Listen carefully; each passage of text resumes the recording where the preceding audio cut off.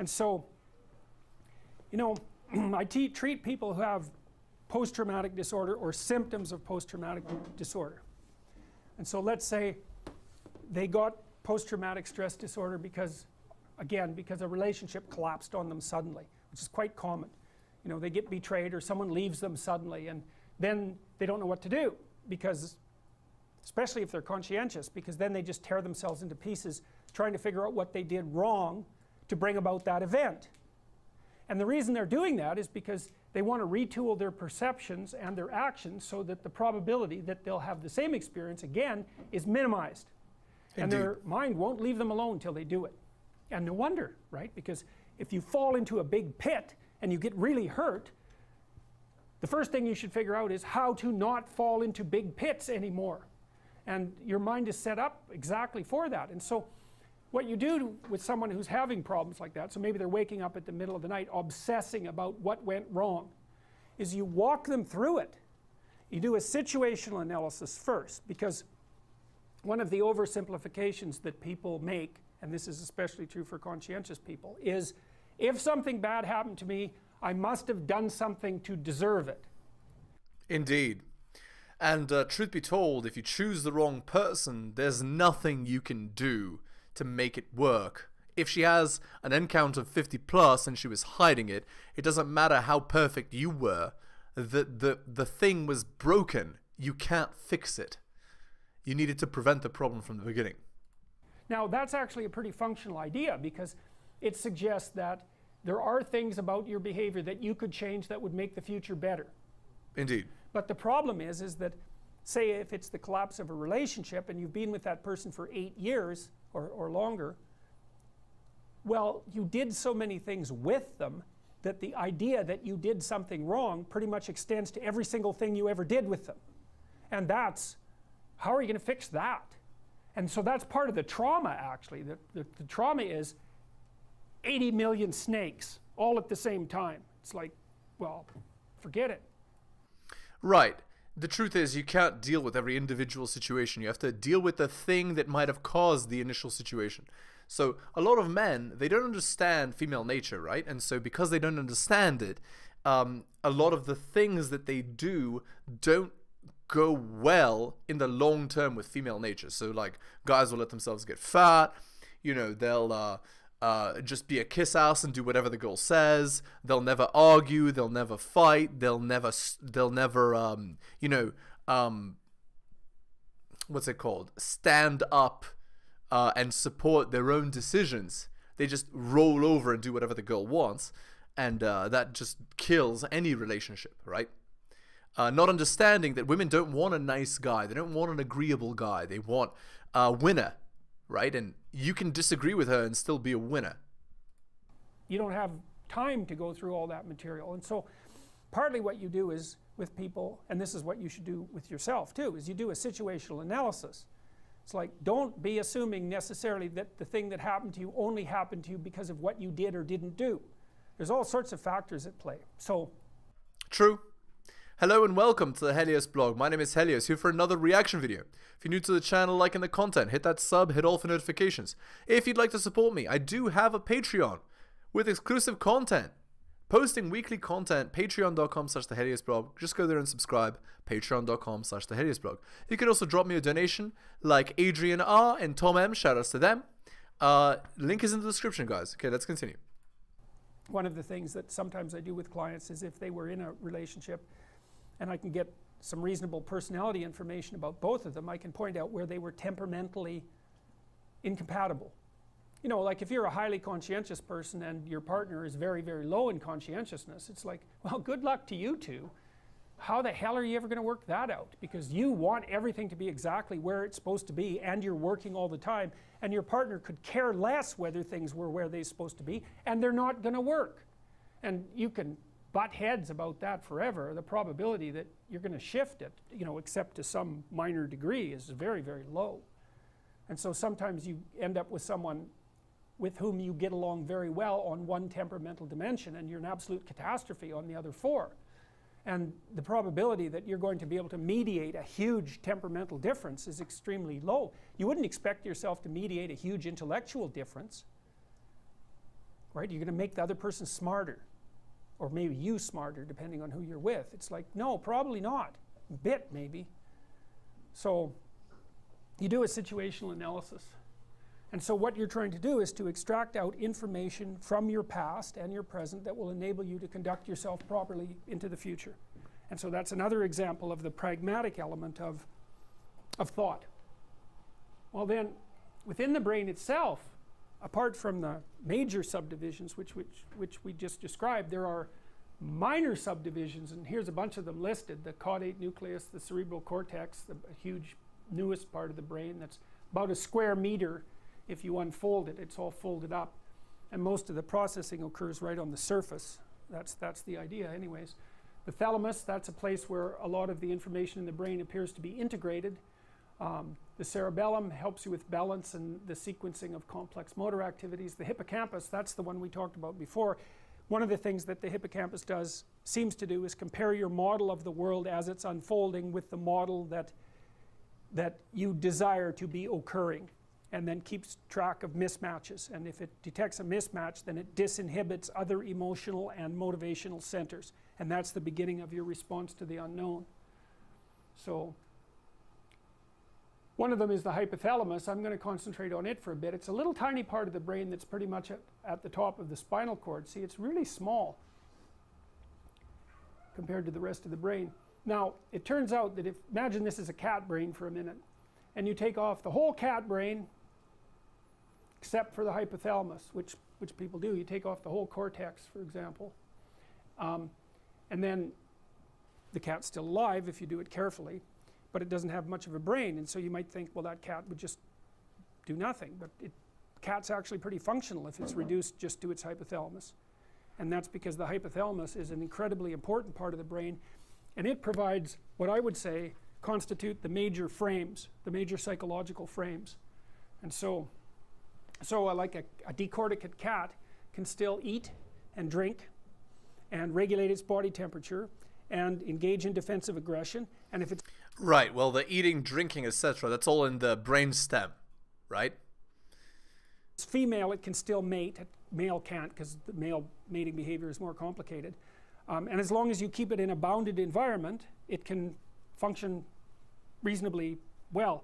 It's hyper curious though, which is very weird, because you wouldn't expect a cat with no brain to be curious about anything, but a cat with no brain is curious about everything. And that seems to be because part of the reason that you aren't curious about something anymore is because you've investigated it and you've built a representation of it that's functional, and that functional representation then stands for the thing itself, and then you can ignore it, and so you learn to ignore things. Okay, so it has no capacity to build mental models, and so it's curious about stuff because there's the drive to build the mental model but nowhere to store it. I understand the idea. They're interesting to begin with, and then you learn to ignore them. And so one of the things that I think artists do, if they're great artists, is remind you that there's more to things than you see now that you've learned to ignore them. So you get a kind of a hallucinogenic painting of flowers like Van Gogh might produce, like his famous irises, which I think sold for like $220 million or something outrageous. It's like what Van Gogh is trying to show you is what those flowers looked like before you thought you could see them, because now you flower and you walk by, you know. You don't see it at all because you're off to get a peanut butter sandwich or something. You don't have time to glory in the wonder of the world, you know. You've got something practical to do. So that's about right. That's very American, the statement that Jordan just made there. Very American. All right, so we're going to zoom in on the hypothalamus here. And what you see, of course, when you zoom in on the hypothalamus is that it's not a thing. It's a whole bunch of things, and then it's one of those horrible whole bunches of things that are made out of even more bunches of things, and they're made out of more bunches of things. And what's really interesting about going down the body from an analytic perspective is it doesn't seem to get less complex as you go farther down, you know, like it gets more complex. I should actually show you that. I haven't showed you that little video of DNA fixing itself, eh? Oh, I better show you that. It's so cool. It's insane, cool, so you definitely by the need to way. see it. So, like, that's just so ridiculously mind-blowing that it's almost unbearable. I mean, to think about that as clockwork even is a pretty strange idea, because, well, those little things walk over obstacles. It's like, how the hell does that happen? They're just molecules. So it's so cool, because when you go down, you'd think simple, but, you know. And, you know, he said at the beginning, when they were taking that, when the little machines were taking that DNA apart, that he didn't show the error correcting. You know, there's other little machines that go along and see if everything's okay, and if it isn't, they cut it out and put a right piece in. It's like... Right, and that this developed through evolution, right? It just developed through generations of iterative correction, right? Is absurd to think about. Okay, let's read an article by Rodo Tomasi. Man, Jordan was so good in this video, I didn't have to do much commentary, to be honest. It was just basically a psychology lecture. What do they call it? A biopsychology lecture, right? Because you're learning about the brain. It's effectively learning like biochemistry or whatever you call it. Okay, so here's plate theory by Rollo Tomasi. Abundance and scarcity. Spin more plates. This is the main premise behind plate theory. Imagine for a moment a plate spinner. They're kind of like jugglers, but require real finesse and dexterity to maintain a spinning plate atop a long, thin stick. Just like the plate spinner, a man needs to have a lot of simultaneous prospects spinning together.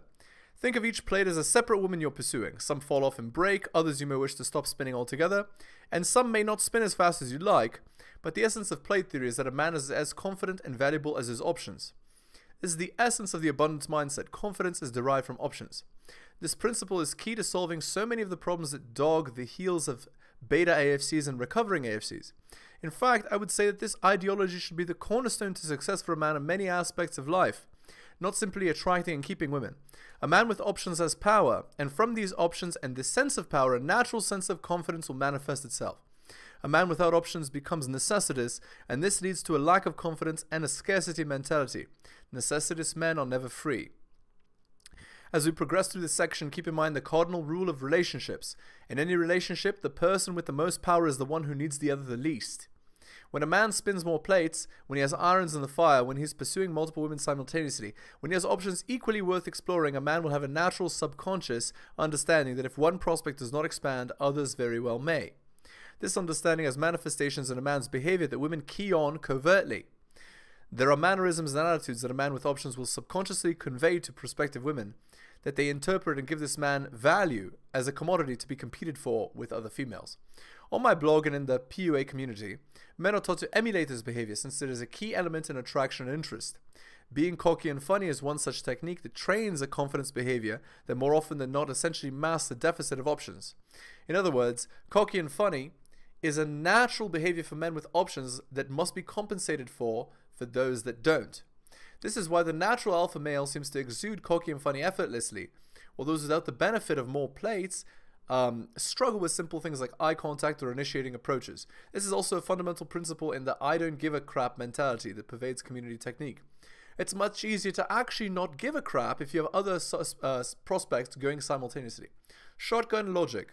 One very important benefit that plate theory provides for a man is that it greatly curbs the propensity for oneitis both in and out of a long-term relationship. Outside of a long-term relationship, most guys subscribe to what I call the sniper mentality. This is the AFC that applies all his time, effort, and resources to patiently wait for his target, waiting for that perfect opportunity to summon enough courage in the most precise of conditions to take his one shot at the girl who is the focus of his oneitis. This process could take anywhere from a few weeks to a few years in extreme cases, but all the while he voluntarily sacrifices his most valuable of resources, potential opportunity. The man who subscribes to plate theory can more easily avoid the situation as he goes hunting for women with a shotgun, scattering as much influence across the broadest area possible. While the AFC fishes with a single line and a single hook, the plate theorist fishes with a trawling net, selecting the fish worth keeping and tossing back those who aren't. Inside a long-term relationship, plate theory becomes more specified. The AFC placates and identifies with his partner because the balance has shifted to her advantage since he reinforces understanding that she's the only source of intimacy. I can't think of a better recipe for oneitis since he becomes progressively more dependent on her as his only source of intimacy. The man who maintains at the very least a covert perception of options, either professionally or on an inter-bedroom fun level, i.e. social proof that other women will compete, maintains this power balance. Most successful men have an innate understanding of this, and this explains the popular reservations for committing to marriage. In a long-term relationship, plate theory becomes a subtle dance of perception and recognizing how your partner interprets understanding a particular man's option. But regardless, it reduces a guy's tendency to regress into oneitis in a long-term relationship from his own self-perception and the confidence it inspires. Natural selection. Spinning more plates allows you more opportunity to select from the largest pool of prospective choices and date them or drop them as you see fit. This has two benefits. First, it serves as valuable, though non-committed experience for learning what a man requires for his own personal satisfaction. Experience teaches harsh, but it teaches best, and the breadth of experience serves a man well. Whose insight is more beneficial, the man who sailed the world over or the man who's never ventured beyond the lake? Secondly, opportunity and options make a man the prize. Rock stars, professional athletes, and movie stars aren't irresistible to women because of their celebrity, but because they blatantly, and with the highest form of social proof, prove they have options that other women will jealously compete for, as well as the confidence that this unconscious knowledge naturally manifests. What plate theory is not. Critics of plate theory will often take a binary stance on their arguments with this idea, stating that they could never be with more than one woman at a time out of respect for her. Or should I just lie to her and see other girls on the side? To which I'd argue that these are feminized social conventions that attempt to thwart a man's options in order to establish and or maintain women as the prime selectors. If it can be conditioned into a boy or man to feel bad about seeing more than one woman at a time, or non-exclusivity in his relations with women, it better serves the female as a chooser dynamic. To be sure, women are naturally the filters for their own intimacy, but it's essentially men who do the bedroom fun selection. The common trope that women do the bedroom fun selection is false. It's just that men's side of the bedroom fun selection equation is a threat to feminine primacy in bedroom fun selection. The latent purpose of social conventions that sublimate men's bedroom fun choosing are designed to put selection of intimacy on a conditional basis that favors women, and as long as men internalize this, women will have a preconstructed social high ground. The way to circumvent this dynamic is brutal honesty and commitment to truthful non-exclusivity with the plates you're spinning. If you keep your options above board and are honest with any one girl and yourself about your choice to be non-exclusive, you not only remove the teeth from this convention, but you also reinforce yourself as a man with options. Further, critics will offer, well, gee, if I did that with any woman, she'd push off and dump me, to which I'll refute. Not if you establish this honestly from the outset.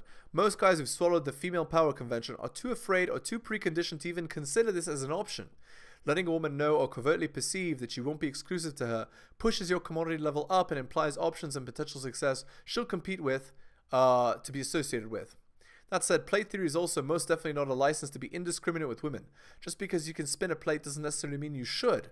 Some aren't worth spinning, and a man with options should have no reservations about letting one go for a better one or two. In fact, a man ought to be more discriminating in this regard since it affords him the best available from the largest selection. Okay. So, there's that. Okay, back to this Jordan thing. Yeah, things we don't understand. There's no shortage of them, that's for sure. Okay, so what I'm doing in some sense is walking you through a psychophysiological or representation of Piaget's developmental process, I would say. So I wanted to zero in on the hypothalamus because it seems to me the thing that sets the most basic frames. And so we'll go ahead with that. So you see that it's made up of all these little parts. And so it's called the hypothalamus more for convenience than because it's a homogeneous set of structures, because it's not a homogeneous set of structures. And this is something to consider very carefully when you're thinking about the terminology that psychologists use or that you might use to describe your own behavior. Because you know, you can roughly, there is a psychology of motivation and there's a psychology of emotion, and you might think, well, emotion and motivation are categorically different entities, but they're not. No, they're not. Actually, emotions are great motivators. In fact, even for people that purport to be logical, emotions are huge drivers of their behavior. You don't want to feel bad, you want to feel good. These are the fundamental things, right? And yes, you can then rationalize and say, well, I know that I might be feeling bad right this second, but in the long term, I'll be better off even though I have to suffer doing this thing. But still, you're motivated by avoiding feeling bad and feeling more good. It's just over a longer term as opposed to short-term gratification, instant gratification. Although in 2023, instant gratification is at an all-time high, and you know, children are being trained to be basically instant gratification seeking machines. This is why, you know, YouTube Shorts and TikTok and all that kind of stuff is so popular, because it, well, not only does it encourage people to have a low attention span and gives them short dopamine hits, it also kind of trains people to even more like short dopamine hits and so on. It's going in the totally wrong direction, if you ask me, but it, you know, it does make a person feel good, I guess, in the short term.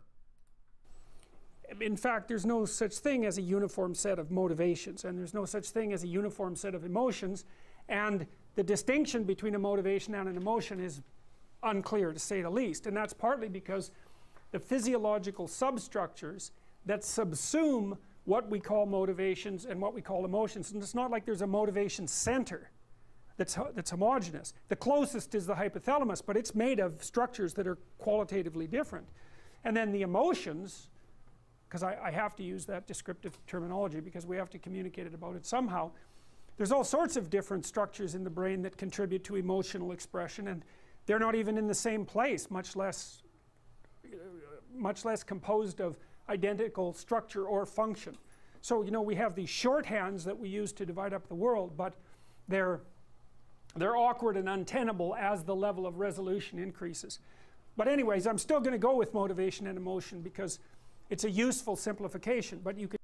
Okay, so what is he saying? He's saying the different parts of the brain, there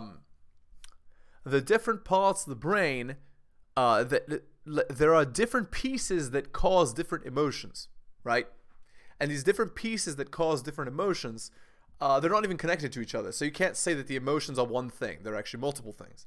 And even like motivation, right? The thing that makes you want to do stuff is made up of different pieces, and all of these different pieces kind of behave in different ways. So you can't say that even motivation is one thing. I understand what he's getting at. Okay. You can see with the hypothalamus that there's all these, you know, complicated little subsystems in there, and then I showed you that video to show you just how complicated the subsystems are, all the way down to the, really to the molecular level. How those little machines manage what they do is completely beyond me. You know, to call it clockwork when those little things that walk can walk over obstacles. It's like clockwork does one thing, you know, only.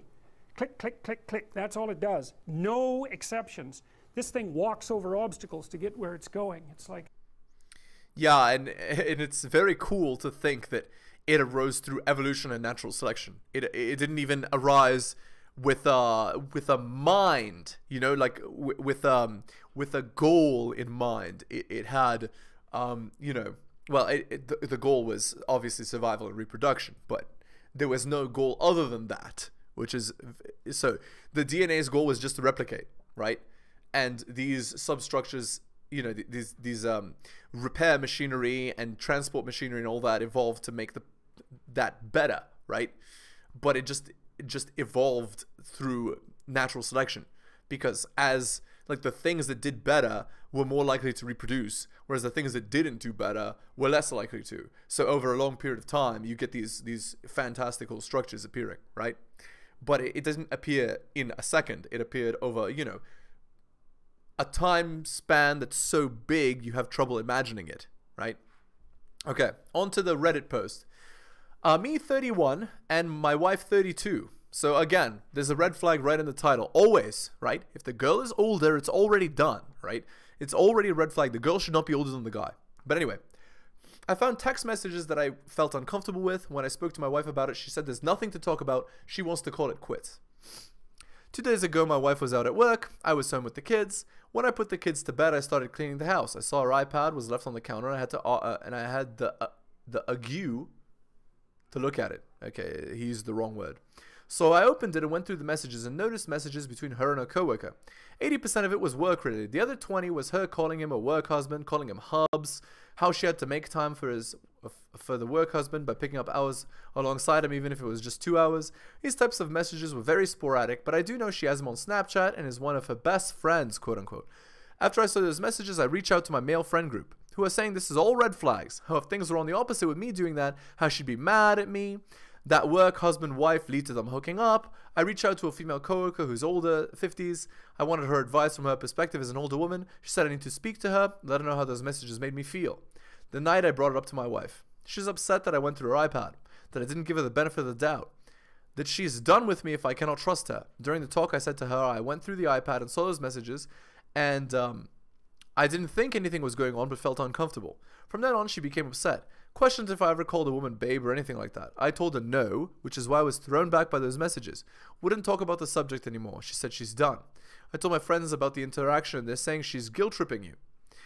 That it's not my fault for bringing up my emotions, continuously saying that she'd be mad at me if things were reversed.